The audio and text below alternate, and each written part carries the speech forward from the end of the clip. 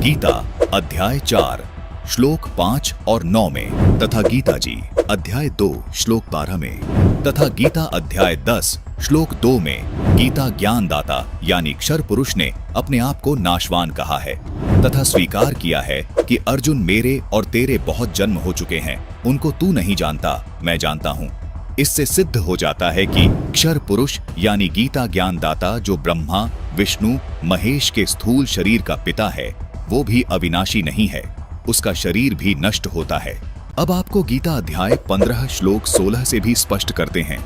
इस श्लोक में कहा है कि दो पुरुष हैं, क्षर पुरुष और अक्षर पुरुष, तथा इनके अंतर्गत सब प्राणियों के शरीर तो नाशवान है, यानी ये सब नष्ट होते हैं, परंतु आत्मा सबकी अविनाशी है।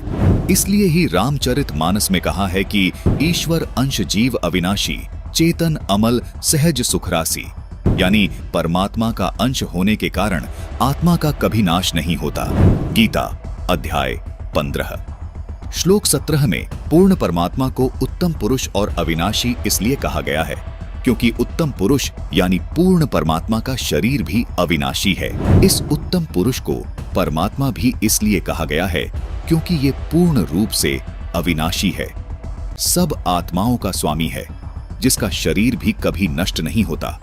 इस उत्तम पुरुष के लोक में किसी प्रकार का कोई दुख नहीं है, ये किसी को दुख नहीं देता, सिर्फ सुख ही सुख देता है।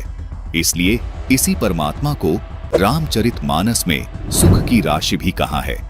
जिस गीता ज्ञानदाता काल के लोक में हम रह रहे हैं, इस लोक के मालिक को परमात्मा नहीं कहा जा सकता क्योंकि इस काल लोक में कोई सुखी नहीं है। इसलिए पूरी गीता जी में गीता ज्ञानदाता ने अपने को कहीं भी परमात्मा नहीं कहा, केवल उस उत्तम पुरुष को ही परमात्मा तथा अविनाशी परमेश्वर कहा है। वीडियो को पूरा देखने के लिए फैक्टफुल डिबेट्स यूट्यूब चैनल पर विजिट करें।